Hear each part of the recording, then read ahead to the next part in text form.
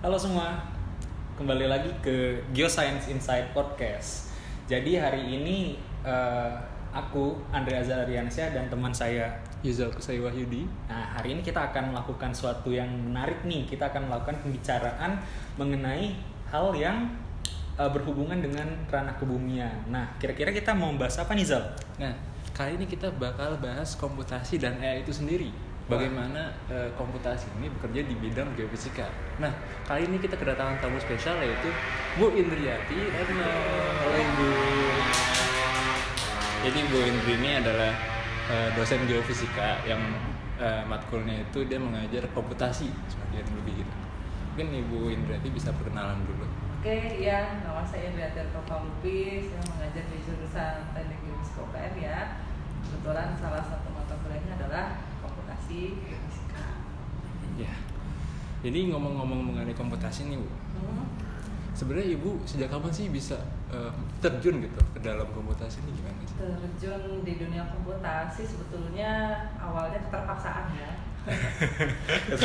Keterpaksaan karena tugas-tugas kuliah dan tuntutan istilahnya kalau kita tuh tugas akhir ya, atau skripsi bahasa anak dulu. Nah, gara-gara skripsi itu karena harus menggunakan pemrograman, ya mau nggak mau harus terjun ke sana. Jadi awalnya terpaksa. Jadi kalau saya istilahnya tuh biasa karena terpaksa gitu ya. Okay. Terus Ibu kok maksudnya emang TA itu diharuskan programan atau emang karena ibunya sendiri Tertarik gitu ya? Enggak, kalau ketertarikannya itu pertama memang karena saya ingin mengambil tema kebumian atau yang berhubungan dengan gempa bumi ya.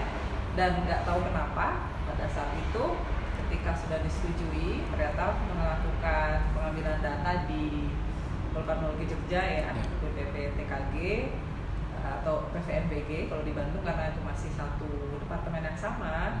Nah, ternyata mau nggak mau mengolahnya harus menggunakan MATLAB pada saat itu. Jadi mau nggak mau ya terpaksa akhirnya mengobrak-abrik komputer ya, belajar lagi tentang komputasi gitu. Akhirnya terjun di bidang komputasi ya Bu, khususnya yang di bagian kebumiannya. Menarik. Jadi ngomong-ngomong soal komputasi kan Bu, Ibu sekarang udah terjun banget nih ke komputasi. Nah, bagaimana pandangan Ibu dari komputasi ini ke geofisika itu gimana? Manfaatnya banyak ya, tentu saja. Kalau komputasi sendiri kan umum, tapi kalau di geofisika itu kita bisa menggunakannya untuk modeling karena geofisika itu kan tugasnya memodelkan bawah permukaan, apapun itu metodenya kan.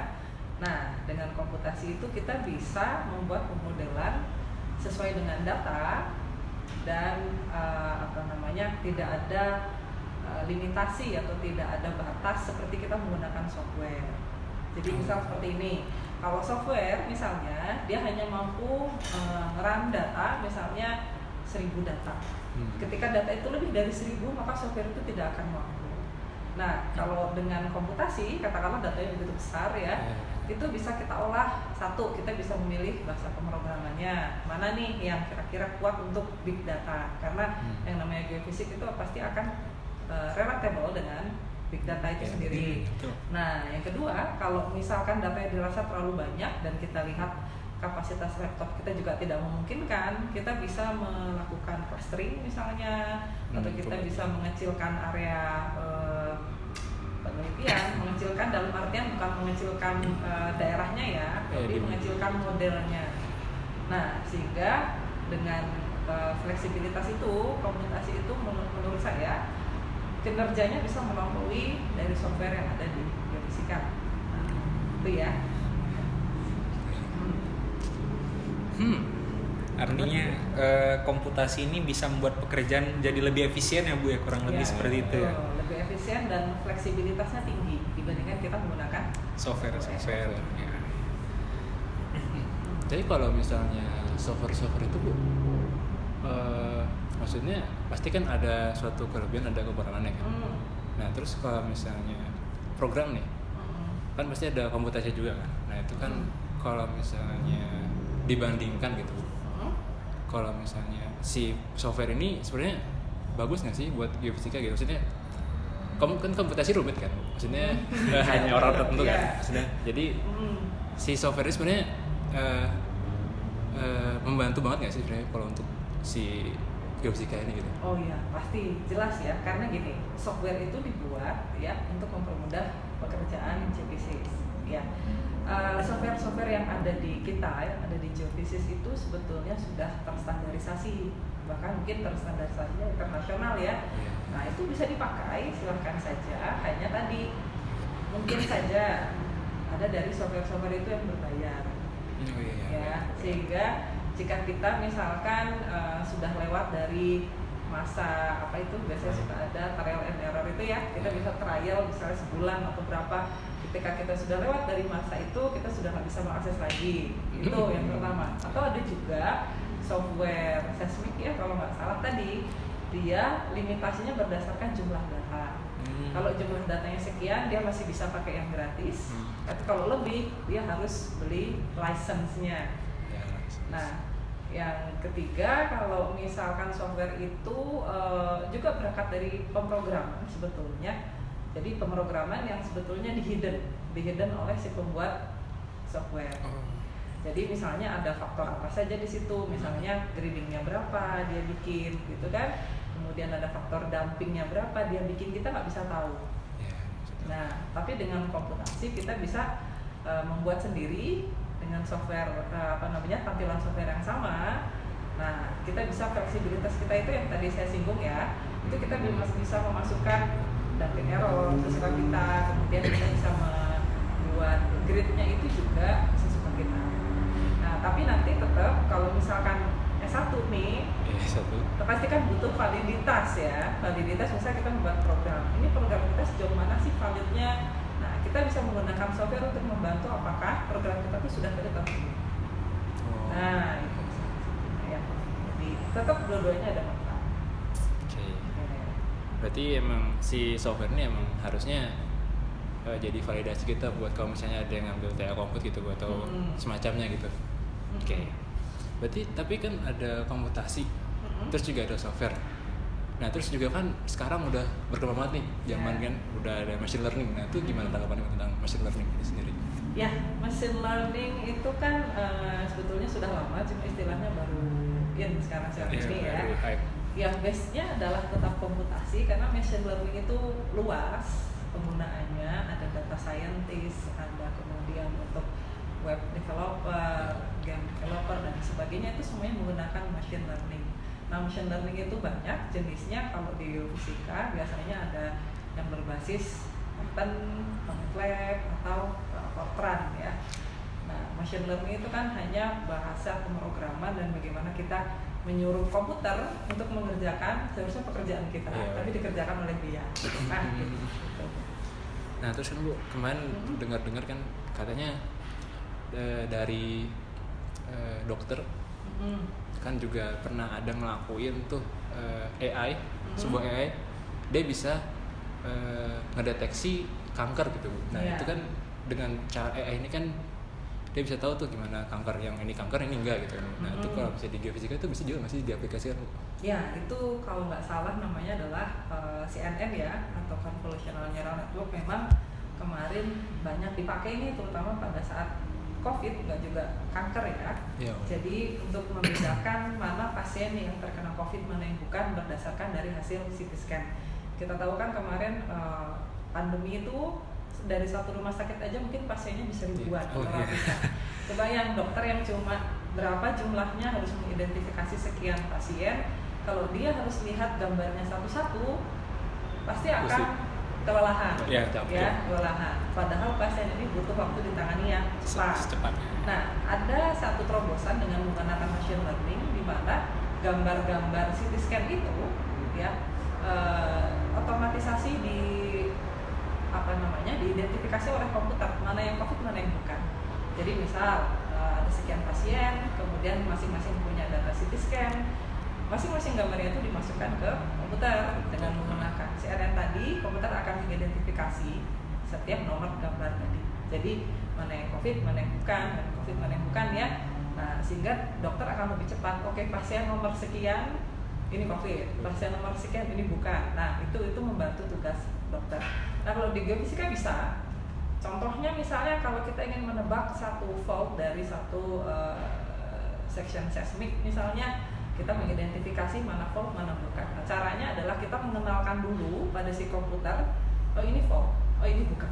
Nah nanti kalau ada lagi data-data di seismic section itu yang mengandung fault dan bukan, itu kita akan mengidentifikasi secara otomatis. Artinya kita nyuruh komputer, komputer ini saya kasih tahu ini adalah fault, ini bukan. Nah setelah dia mengetahui, nanti kita kasih data yang lain, dia akan mengidentifikasi sendiri.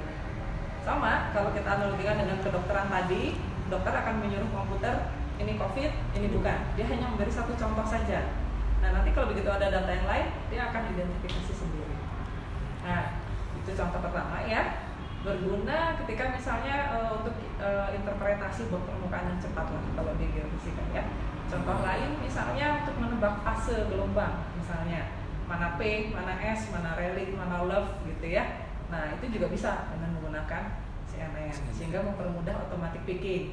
Dikaitkan dengan gempa Cianjur kemarin, itu kalau kita bisa menggunakan itu automatic picking dengan menggunakan CNN, mitigasi bencana menjadi lebih cepat. Gitu. Ya, itu contohnya.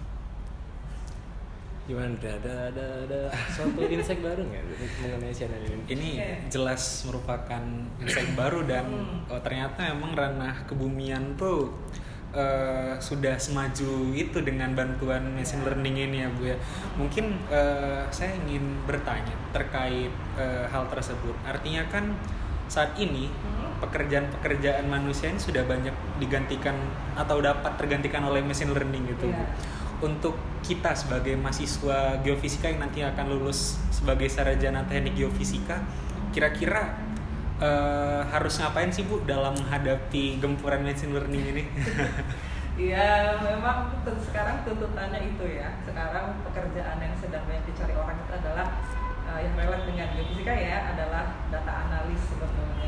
Jadi data analis itu luas. Kalau di kita tuh bisa sebagai quality control misalnya. Kalau saya punya data well logging nih, atau saya punya data seismik sudah seberapa valid kita punya data. Nah itu adalah tugas dari data analis, dan pasti kalau geofisika kita akan berhubungan dengan big data. Big data itu adalah data yang berukuran sangat besar, ya. Yang kalau kita olah manual mungkin bertahun-tahun baru selesai ya. Nah, machine learning mau nggak mau memang memudahkan pekerjaan seorang geoscientist. Nah, apa yang harus kita lakukan ya, kita harus mulai terbiasa dengan hal itu. Jadi kita memang harus mau nggak mau harus belajar ya, salah satunya mata kuliah komputasi tadi, dan nggak terbatas hanya pada kuliah itu. Misalnya kalian bisa googling atau ikut seminar atau ikut workshop yang berhubungan dengan machine learning, apapun itu, umum maupun khusus untuk geophysics. Kalaupun umum bisa kalian kembangkan aplikasinya di geophysics itu sendiri, tapi basicnya tetap dari komputasi ya. Menarik nih buat sobat-sobat kebumian, karena kan geofisika tuh identik sekali dengan kegiatan-kegiatan lapangan ya Bu ya. Tapi ternyata sekarang tuh geofisika juga bisa sangat berperan di balik komputer ternyata ya. Jadi emang komputasi penting banget Bu. Penting banget. Berarti terus kalau misalnya kita Bu, kan kita maksudnya nggak dibesarkan gitu. Maksudnya nggak terlalu suka komputer gitu. Sedangkan parameter zaman sekarang harus komputer. Nah itu berarti emang dari misalnya dari SMA gitu, emang harus disiapkan itu buat Ibu ya? Kalau dari SMA bisa komputer lebih baik ya. Tapi kalau enggak pun enggak apa-apa. Sebetulnya gini, tidak harus bisa pemrograman, tetapi memang bekal matematik dan numeriknya memang harus kuat ya. Nah, karena apa? Kadang mungkin suatu pekerjaan itu bisa lebih cepat digunakan software untuk menyelesaikannya dibandingkan dengan komputasi. Kalau komputasi kan kita harus sparing waktu untuk membuatnya dulu. Walaupun nanti setelah jalan itu mungkin bisa fleksibel, bisa lebih efektif dibandingkan dengan software. Tapi kalau misalkan pekerjaan itu dituntut dikerjakan dalam waktu yang singkat, nah memang lebih efisien menggunakan software. Hanya dalam kita menggunakan software, kita tentunya harus mempunyai insight. Oke, saya ingin membuat model A. Saya harus bagaimana? Saya harus mengatur software ini bagaimana? Nah kalau kita mempunyai kemampuan matematika dan numerik yang baik ya, walaupun kita menggunakan software, kita tetap bisa menganalisa hasil dari software tersebut. Jadi nggak masalah ya, nggak harus selalu dengan komputasi. Nah, gitu. Berarti emang komputasi ini emang begitu penting Bu ya untuk kehidupan sekarang, karena emang sekarang udah zamannya robot. Jadi emang takutnya kan emang emang kita ntar takutnya tersingkir gitu. Iya. Terus Bu untuk kalau untuk program-program sebenarnya program-program di geofisika itu sebenarnya udah ada implementasi AI nggak sih Bu sebenarnya? Ya sebetulnya AI itu kan berkembang dari program-program yang ada di manapun ya. Kalau di geofisik tentunya relate dengan geofisik. Jadi sebetulnya kayak machine learning, kemudian kayak tadi CNN itu sebetulnya bagian dari AI ya, atau kecerdasan buatan. Karena kan kita menyuruh komputer mengerjakan perbuatan yang seharusnya dikerjakan oleh manusia. Ya, menyuruh komputer menyelesaikan pekerjaan manusia itu sebenarnya sudah masuk ranah AI. Jadi kayak pemodelan, inversi itu juga sudah masuk ranah AI, hanya yang sederhana. Nah, kalau yang expert seperti apa? Yang expert tentunya misalnya dari program yang kita buat softwarenya, ya, kemudian kita buat toolsnya sehingga orang bisa mengunduh itu misalnya di smartphone mereka dan orang bisa melakukan pekerjaan dengan software atau tools yang kita buat tadi. Nah itu yang expertnya. Yang expertnya ngelakuin di HP gitu? Ya, bisa di HP, bisa di komputer, ya pokoknya yang bisa membuka aplikasi tersebut lah. Kalau misalnya Bu, misalnya AI itu sebenarnya nggak ada gitu. Terus komputasi ini gimana sih sebenarnya? Kalau misalnya AI ini nggak ada, maksudnya kita masih komputasi masih nggak jauh gitu. Terus AI ini sebenarnya gimana gitu?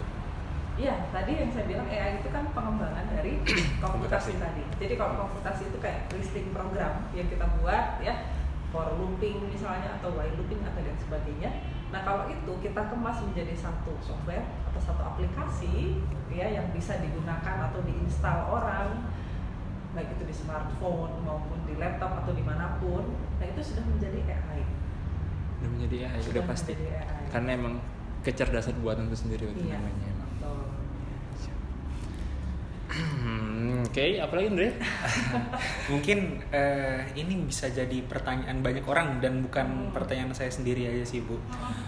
Mengingat gencar nih AI, komputasi, machine learning, mungkin gak sih Bu suatu hari nanti justru kehadiran AI machine learning ini justru menghapuskan tanggung jawab atau hal-hal yang bisa dilakukan oleh manusia gitu. Jadi semua diambil alih sama si AI-nya gitu. Iya, bisa sekali. Ya. Jadi ini yang relate dengan geofisika apa yang umum dulu? Yang umum dulu. Mungkin yang umum dulu ya. Kalau yang umum misalnya kalau kalian lihat sekarang sudah ada misalnya di pabrik-pabrik misalnya yang biasa dilakukan oleh manusia, misalnya membungkus produk ya, misalnya produk makanan atau apapun yang bisa dibungkus oleh manusia, di pabrik digantikan oleh mesin. Mesin itu perangkat yang pasti ada otaknya yang menjalankan, ya kan? Otaknya itu adalah script program tadi, machine learning tadi, otaknya itu adalah AI tadi. Jadi robot ini tidak akan bisa bergerak tanpa ada machine learningnya, tanpa ada perintahnya, tanpa ada listing programnya. Nah, listing programnya itulah yang menggerakkan robot atau apapun itu.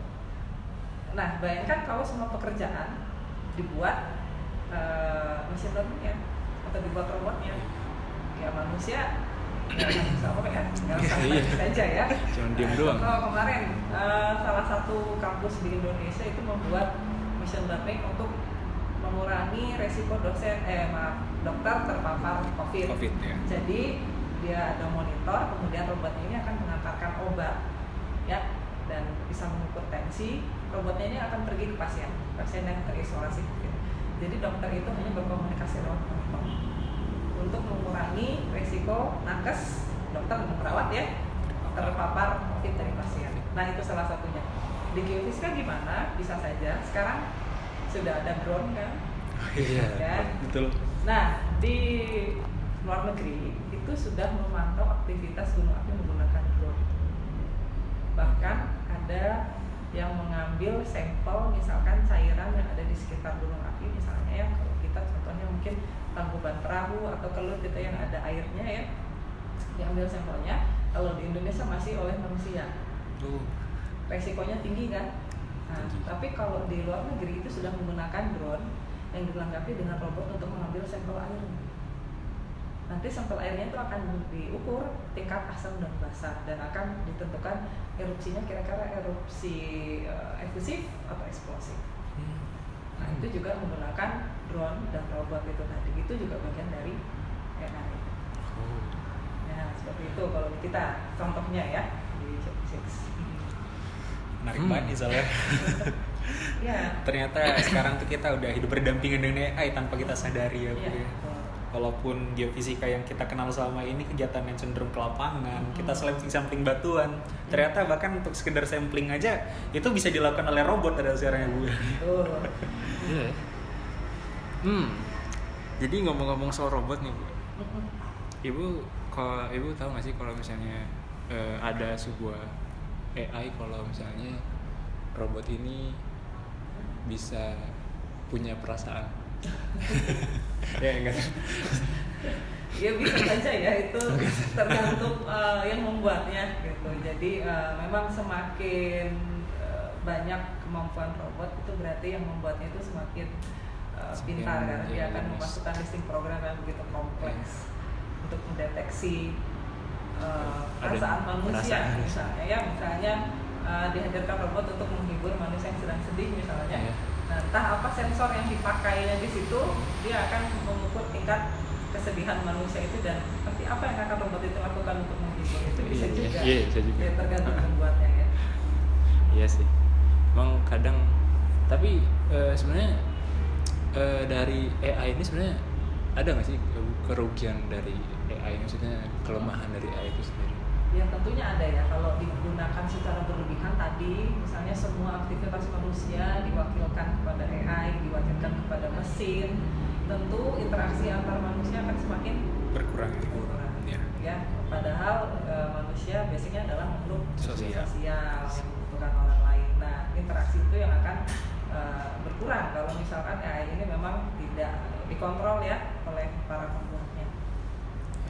Bisa jadi juga ini kan Bu, karena banyaknya AI, robot, itu juga makin banyak kan manusia yang kurang pekerjaan bisa Iya, jadi. betul. Bisa jadi juga banyak pengangguran ya. Iya, pengangguran. Itu juga bisa ngebuat si warga-warganya juga jadi miskin gitu. Ya, Tidak. pekerjaan ya. Oke. Berarti untuk AI ini sebenarnya di geofisika udah lanjut banget, udah banyak lah isi programnya dan semacamnya. Kemudian kalau misalnya selain tadi kan udah ngomongin seismik Bu. Kalau misalnya CNN ini tadi balik lagi CNN. CNN itu sebenarnya apa sih Bu? CNN itu singkatan dari Convolutional Neural Network. Ya, jadi membuat komputer itu memiliki otak seperti otak manusia. Ya, kayak gini. Kalau misalkan mudahnya ya, gimana sih manusia itu misalnya sebelum mengenal rasa asin dan manis misalnya. Dia akan membedakan mana gula, mana garam kan dari rasa. Nah, kalau manusia itu gimana caranya? Pasti kan akan dicicipi kan. Nah, dari lidah kemudian kita bisa memutuskan ini asin, ini manis itu kan ke otak kan. Lidah sebagai indera perasa, pasti dia akan punya neuron-neuron yang banyak ke otak sehingga otak akan menyimpulkan, oke, ini manis, ini namanya gula. Ya, yang asin namanya garam. Seperti itu. Nah, itu digunakan di komputer. Jadi inputnya apapun ya bisa data 1 dimensi, 2 bahkan 3 dimensi. Kemudian si komputer ini kan sebetulnya benda mati ya, benda mati yang kita yang mengendalikan, kita yang akan mengenalkan dia. Misalnya kayak tadi contoh, misalnya saya bawa kasus yang lainnya, contoh misalnya adalah batu bara. Nah, logging itu kan banyak tuh, panjang kan. Kalau misalkan sekian data itu kalian mengelompokkan mana batu bara, mana bukan itu secara manual. kira-kira kan memakan waktu yang lama. Iya. Ya, jadi si komputer ini kita kenalkan, oke ini saya beri contoh log batu bara. Yang ada batu baranya itu kira-kira yang nilai visualnya sekian, gitu kan? Yang visualnya sekian batu bara, visualnya sekian adalah non batu bara, entah apapun itu nanti litologinya, ya kan? Nah kemudian kita akan memberi satu contoh saja pada si komputer ini, ya dengan menggunakan neural network. Nah, nanti di situ di neural network itu ada fungsi aktivasi namanya ya. Fungsi aktivasi itu seperti neuron tadi, seperti saraf otak kita yang akan berkoordinasi untuk menentukan dia ini apa sebetulnya bendanya. Nah, sama kita membangun neuron-neuron itu di laptop. Neuronnya kita buat. Mau berapa neuronnya? Mau berapa lapis? Mau 10, 16 atau berapa? Karena kan seperti kita ada indera rasa, kemudian ada saraf-saraf yang terhubung ke otak. Nah, saraf-saraf itu kan banyak ya tingkatannya. Sama, kita membuat seperti itu di laptop. Dan nanti pada saat kita sudah mengenalkan, komputer sudah tahu nih mana yang batu bara, mana yang bukan. Jika kalau ada data yang baru, tinggal kita masukkan saja, dia akan otomatis mengidentifikasi. Oh ini batu bara, ini bukan batu bara. Nah seperti itu. Oke. Menarik Henry. Emang CNN ini emang banyak berarti kegunaan di geofisika, berarti bisa mengidentifikasi sesar, terus mengidentifikasi batu bara gitu kan. Nah mungkin terakhir Bu nih, penutup ya Bu ya. Mungkin kan komputasi AI ini udah saling bersatu lah. Nah terus kita sebagai yang mau lulus nih, nah itu cara kita mempersiapkan dan bagaimana mempersiapkan kita sebagai geofisika ini untuk komputasi AI ini lebih penting gitu. Ya tergantung minat sebetulnya ya. Kembali lagi ke minatnya masing-masing, karena memang ada yang passionnya di komputasi, ada yang passionnya memang sukanya di lapangan, tergantung minat. Gak bisa dipaksakan ya. Tetapi at least walaupun misalnya sukanya di lapangan, tadi minimal mengerti basic pemrograman supaya nggak ketinggalan. Jadi kalau misalnya nanti ada datang metode baru atau ada datang software baru, kita nggak kaget dengan ini benda apa sih, kok bisa seperti ini gitu ya, karena kita sudah punya basicnya. Karena software itu berkembang, tapi tetap memiliki basic rules yang sama, dan itu namanya adalah algoritma. Nah, jadi memahami algoritma, memahami basicnya, walaupun kita tidak terjun langsung ke dunia komputasi pun, misalnya ya, kita hanya pemakai, misalnya, kita akan tetap memahami saya harus apa dengan software ini, apa yang harus saya lakukan dengan software ini. Itu kalau yang tidak ingin terjun ke komputasi langsung. Tapi kalau yang ingin terjun ya tidak ada masalah menurut saya ya. Bahkan kalau yang sudah terjun ke dunia komputasi itu ada persoalan baru, ada metode baru, itu akan menimbulkan rasa penasaran. Ya, rasa penasaran itu nanti akan menambah insight dari mahasiswa. Mungkin menarik banget sih obrolan kita di siang hari ini ya Zal ya. Mengenai komputasi sangat banyak hal-hal baru yang saya terutama bisa pelajari dari obrolan dengan Ibu Indri siang hari ini. Zal, mungkin makasih Bu Indri atas waktunya. Maafkan kami kalau misalnya kita ada salah. Mungkin terima kasih. Dadah teman-teman, kita lanjutkan di lain kali. Dadah. Sampai jumpa. Enggak dong, sampai ya.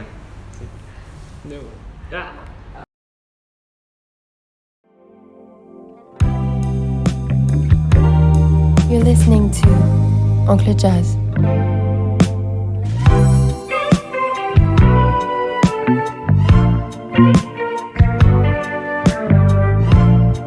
Thank you.